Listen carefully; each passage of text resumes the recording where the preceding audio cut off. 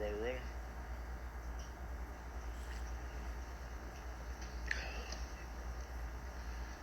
My name is Byron Snellgrove. I'm the Director of Public Safety here at the City of Casey. Next to me is Margaret Fisher. She is the coroner for Lexington County. Since our last briefing this morning, we've had several developments to share with you. It is with extremely heavy hearts that we are announcing that we have found a body that the coroner has identified as Faye Marie Sweat. We are now treating this case as a homicide. As this community has been working hard to find Faye and bring her home safely, we wanted you to know as soon as possible. At this time, no arrests have been made. You need to know that this is a fluid investigation and that we are working diligently on it. We also need to inform you that during the course of our investigation, a deceased male was located in the Churchill Heights neighborhood. Oh my God. That investigation has just begun. At this time, we feel there is no danger to the community. We will continue to provide more information as it becomes available. We will not be taking questions. Thank you.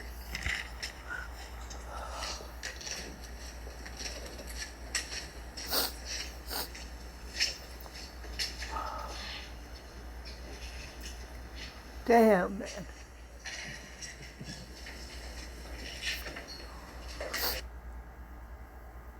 No danger to the community. We were told, Darcy, at 10:45 there would be no new update today unless there were some new developments, and this is certainly a sad and tragic development in this case. It is. For those of you who are just joining us, a quote from Director Snellgrove. He said, "It is with extremely heavy hearts that we have found the body of Faye Marie Sweatlick, 6 years old, first grader in school. She's been missing since Monday afternoon. Her mother called police when Faye got off the school bus and allegedly played in her front yard for a while and then disappeared. As JR just mentioned, that deceased male was located in her neighborhood, the Churchill Heights neighborhood. But outside of that, law enforcement has not drawn a parallel between that male's body being found and Faye's body. This is a story that has gripped the Midlands and, in fact, the entire state and part of the country now, because the story has gone national since little Faye went missing on Monday. A lot of people have a lot of interest in the story, Darcy, and certainly a lot of people were hoping for a better outcome than we got today. Notification that Faye's body has been found. Again, no questions given by the media, no questions taken by the director of the Casey Public Safety Department. This is a live look outside the neighborhood.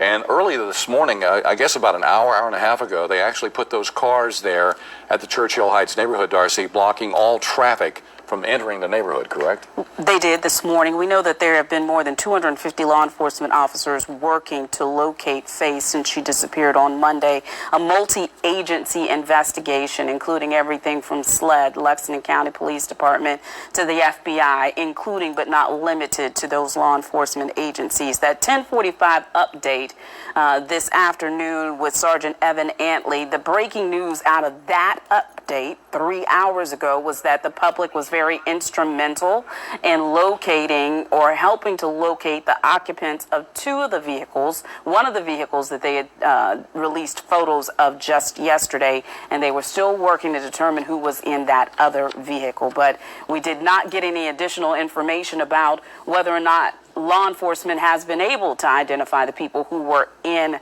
that car. All right, so the breaking news this hour, two bodies have been found. Two bodies found, that of Faye Marie Sweatlick and a man also found dead in that same neighborhood. Jacob Reynolds is standing by. He's been on this story from the very beginning. He's joining us with more on these new developments. Jacob? JR, a very emotional Casey Department of Public Safety Director Byron Snellgrove telling the room that they have found the body of 6-year-old Faye Sweatlick. He didn't release a lot of details. He said the investigation is still ongoing. They've not made any arrests at this time. And then at the end of that press conference, he did announce, like you've been saying, They found another body of a deceased male in the Churchill Heights neighborhood. He said that investigation was just beginning. He said they were not going to take any questions. We have no idea at this time if those are connected or if they were found at the same place. So there is a lot we do not know right now, but a heartbreaking development in this story. 4 days after she was reporting missing, 6-year-old Faye Swetlick, her body has been found by law enforcement. And at the scene over at Churchill Heights, we had noticed a lot of law enforcement activity this morning and into the early afternoon. The roadway in was completely blocked. That was not how it looked yesterday. They had law enforcement vehicles with their lights on blocking that entire entryway. Another one of our reporters had heard from a resident that he could not get to his house in the neighborhood and was not told when he would be allowed to return.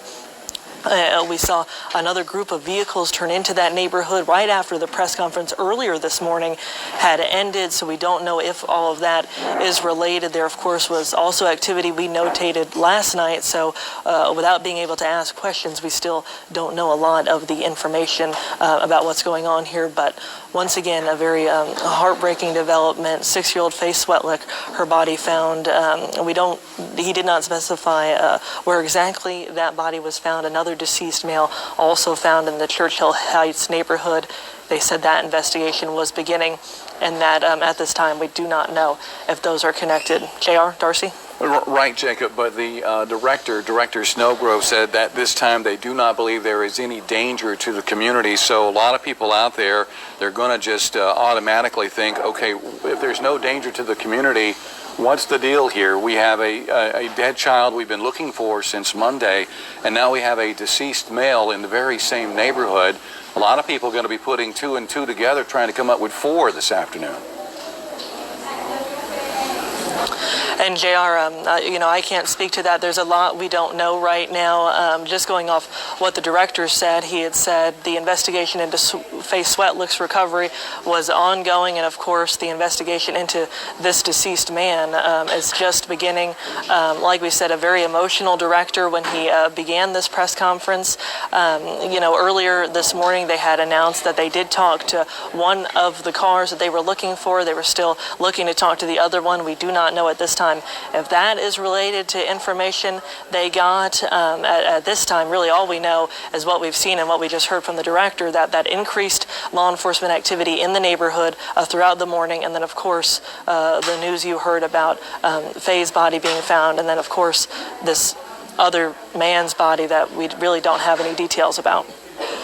Jacob, we're going to take a break from you for just a second. For anybody who is just joining us now for this breaking news, if you were not with us in the last 10 minutes, you have not heard from Director Snellgrove, the KC Public Safety Director, on how they found Faye's body and what he had to say about this recent development. Let's listen in. Developments to share with you. It is with extremely heavy hearts that we are announcing that we have found a body that the coroner has identified as Faye Marie Swetlick. We are now treating this case as a homicide.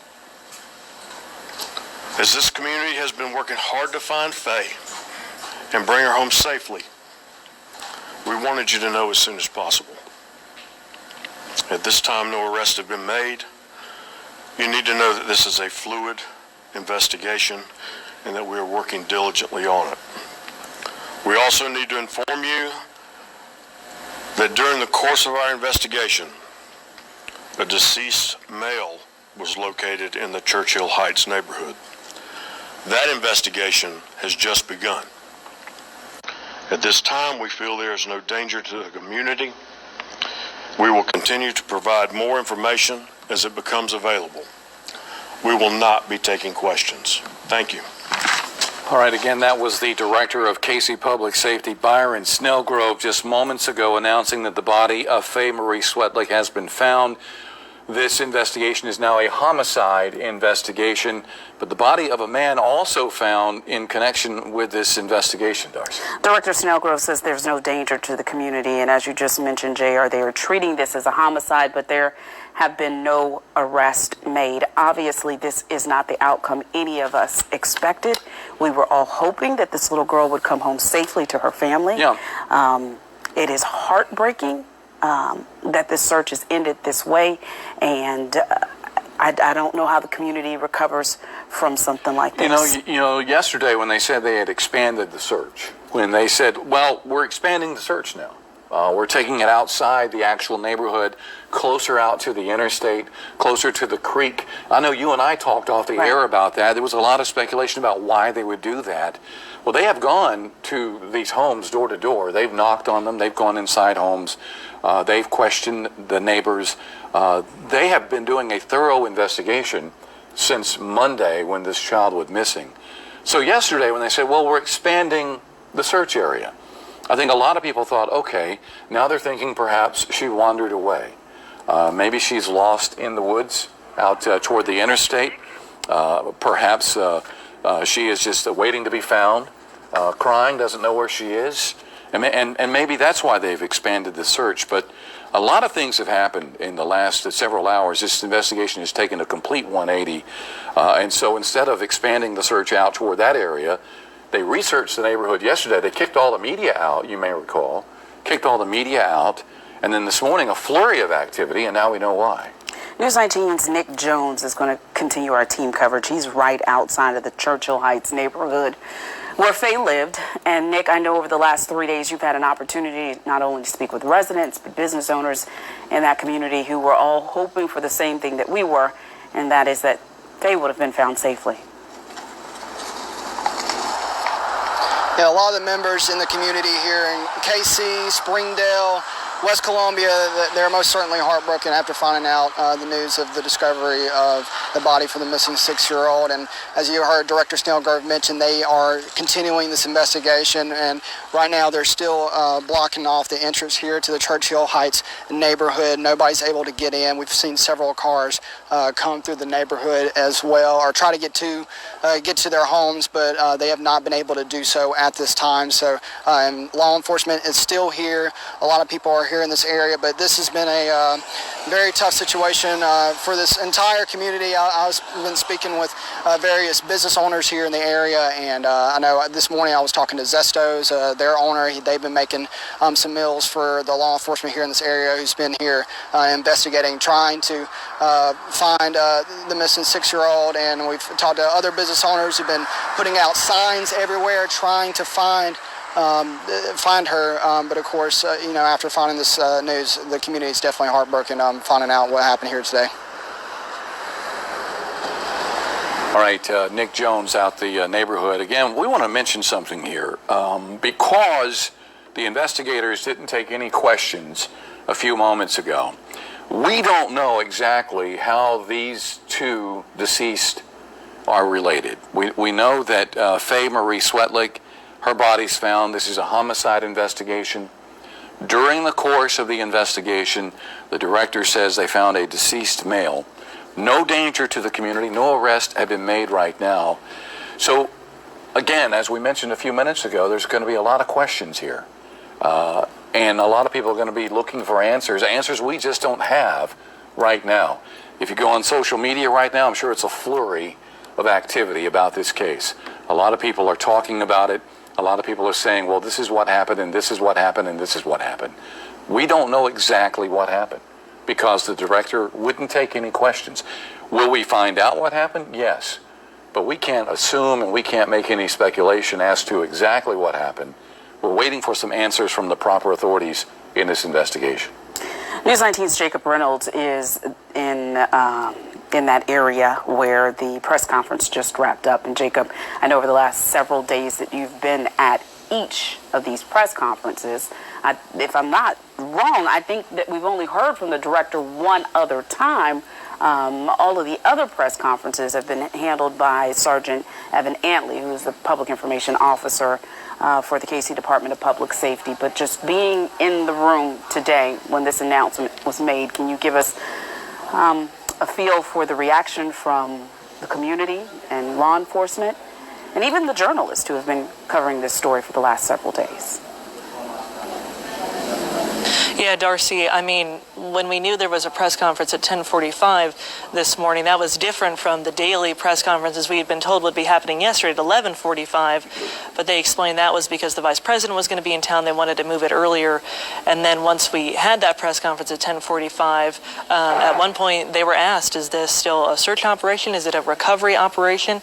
And they said it was still an active search to try to bring Faye Sweatlick home, but then there was kind of a feeling, a tenseness, a sadness when they said there would be another press conference at 1. They made that announcement at around 12:40. A lot of us were at the scene, actually, got in cars to come back over here, and we knew it would be, some sort of major update, especially because it was coming so closely after that one at 10:45. Of course, you hope for the best, and you prepare for the worst. And unfortunately, like you heard from Director Snellgrove, with that emotion in his voice having to pause a little bit, he announced that they had recovered the body of this missing 6-year-old Faye Sweatlick. And you could see on the faces of law enforcement, especially the coroner standing behind him, also upset. The director had only talked at one of the press conferences I'd been at on Tuesday night, kind of expressing that urgency to get tips, to get video, things like that, and then otherwise they had let Sergeant Antley do these press conferences, and speaking to kind of knowing we were headed for some sort of major update. I was told we were waiting earlier for kind of that delay. We were waiting for Director Snellgrove to come and give this update. And just kind of going back to that 10:45 a.m. press conference, the one that was earlier today, they had provided updates. It seemed like it was going to be another day of searching. They said, their investigators were out even a little bit further from that search area. They were still calling it a search, not a recovery. They were very clear on that point. They said they wanted, to bring this little girl home. And then I think it caught everyone a little bit off guard when that announcement was made right at around 12:40 that they were going to have another press conference at 1 o'clock. And of course, now we know why.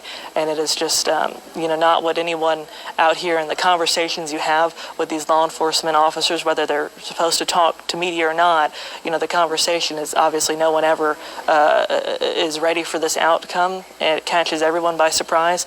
And I think you heard, that in Director Snellgrove's voice when we just played back the press conference, the emotion he had of making that announcement. All right, Jacob, if we can, Adam, I'd like, if we can, take a look at the neighborhood, Churchill Heights neighborhood, because there's some activity there as far as the law enforcement officers.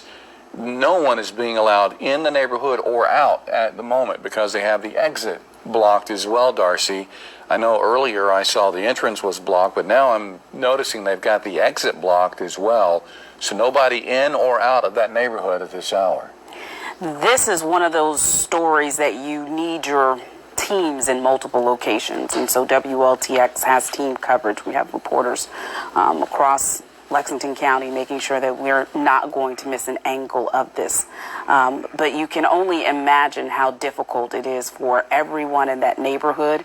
From what we've heard from our reporters who are on the ground talking with neighbors every day, it is a tight-knit community, and we are just searching for words. And I say this with all transparency. As a mother, this is heartbreaking to see this end to this story. Again, as we take this live look at the entrance of the Churchill Heights neighborhood, we've just saw another law enforcement, a state trooper actually just fly by the scene, probably on an unrelated call. But again, we're not sure how long the neighborhood's going to be closed to traffic today, or for that matter, letting anybody out. We do know that school dismisses, the elementary school dismisses at 2:30. And what we're learning now is that the school, because we think about Faye's community, right, but we also have to think about the community at school. And so now the school has sent out a voicemail message in regards to this development. And I believe we have that voicemail message that's gone out to students and their parents at Faye's school. Let's listen in. We know how hard something like this is, even for adults to understand. This letter contains some general suggestions about how you can help your child. In general, after something like this, children need to know that they are safe and that their home is safe. Remember, too, that children look to the adults in their lives, watch how they handle grief and loss, and take their cues from you as they approach difficult situations like this. If you do discuss the death, use very simple language and ideas, as death is a very hard concept for young children to grasp. Listed below are a few general strategies you may choose to use to talk with your child about death. Give honest, brief explanations. Avoid over-answering questions. Keep responses at the child's level of understanding. Listen and hug. Use a calm, reassuring voice. Avoid forcing the discussion. Remind children it is natural and acceptable to show emotion when someone we love dies. If you are worried about how your child is doing, please do not hesitate to call our school. We are here to support your students through this. Sincerely, Hope Verana.